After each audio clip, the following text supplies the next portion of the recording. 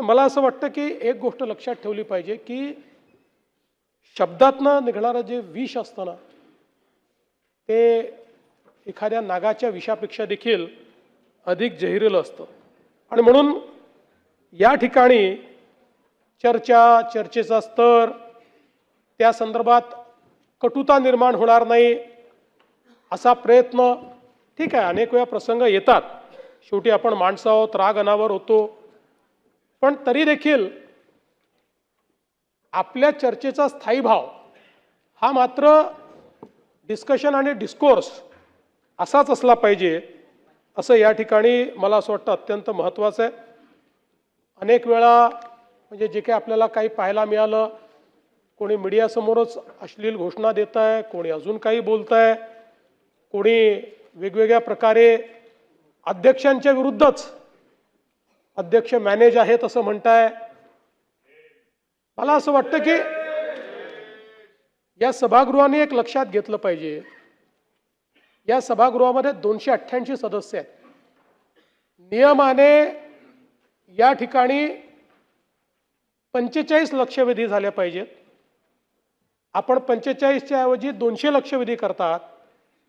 200 लक्षवेधी केल्या जर तरीही 288 सदस्यांच्या लक्षवेधी लागू शकत नाही. आणि मग अशा परिस्थितीमध्ये जी काही भाषा आपण या ठिकाणी वापरतो ती भाषा काही योग्य नाही आहे. खरं म्हणजे त्रिभाषा सूत्रावर देखील बरीच चर्चा झाली. आता त्यातली तिसरी भाषा कुठल्या वर्गात शिकवायची त्याचा निर्णय समिती करेल. पण मला असं वाटतं की आपल्याला एक त्रिसूत्री तरी या ठिकाणी ठरवावी लागेल निवडून आल्यानंतर, आणि ती म्हणजे संसदीय परंपरांचं पालन, संसदीय भाषेचं पालन आणि सातत्यपूर्ण संवाद. ही त्रिसूत्री जरी आपण पाळली तरी देखील मला असं वाटतं की या ठिकाणी निश्चितपणे आपण त्यातनं एक चांगला संदेश देऊ शकू. आता काल जी मारामारी या ठिकाणी झाली, खरं म्हणजे कोणी कोणाही सोबत कोण येत आहे या संदर्भात काही ना काही त्याच्यावर शिस्त असली पाहिजे. आता आपण जर बघितलं तर या ठिकाणी ऋषी उर्फ सर्जेराव बबन टकले यांच्यावर 6 गुन्हे आहेत आणि नितीन हिंदूराव देशमुख यांच्याविरुद्ध 8 गुन्हे आहेत. मग अशा प्रकारची इतकी गुन्हेगारी ज्यांचं बॅकग्राऊंड आहे अशी मंडळी या ठिकाणी येऊन मारामाऱ्या करतात, हे काही योग्य नाही आहे. त्यामुळे सदस्यांनी देखील थोडं मला असं वाटतं लक्ष दिलं पाहिजे. आणि अध्यक्ष महोदय, आपण जो निर्णय घेतला तो योग्य आहे, पण आपण सदा सर्व काळ लोकांकरता सभागृह बंद करू शकत नाही. काही लोकांनी चूक केली म्हणून आपण तो निर्णय करू शकत नाही. म्हणून माझी आपल्याला विनंती आहे, आपण या सभागृहामध्ये खूप चांगले बदल केलेले आहेत.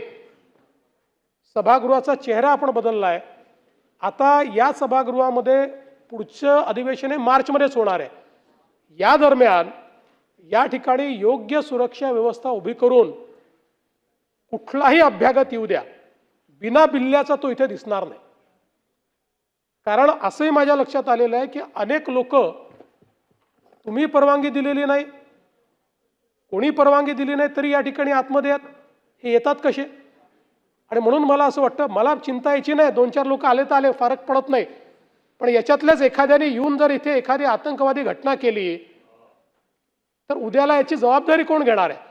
आणि म्हणून इथे सुरक्षा व्यवस्थेमध्ये बदल करून आत येणारा जो व्यक्ती असेल, जसं आमदारांना बिल्ला लावून यावा लागतो, आता ठीक आहे नाही लावला तरी ते ओळखतात त्यामुळे त्यांचं रिकग्निशन आहे, पण त्याच्याकडे कुठलं ना कुठलं ओळखपत्र गळ्यात असलंच पाहिजे. आणि गळ्यात ओळखपत्र नसेल तर सुरक्षा रक्षकांनी त्याला बाहेर काढलं पाहिजे. हे झाल्याशिवाय या ठिकाणी मला असं वाटतं की या गोष्टी आपण निश्चितपणे करू शकणार नाही.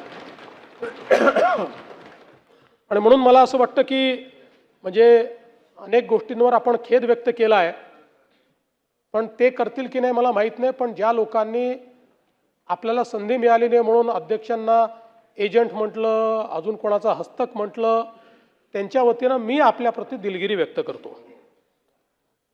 आणि अध्यक्ष महोदय, या ठिकाणी मी जे काही बोललो ते केवळ कुठल्या एका पक्षाला लागू नाही, विरोधी पक्षाला किंवा सत्तारूढ पक्षाला, दोन्हीकडच्या आमदारांना लागू आहे.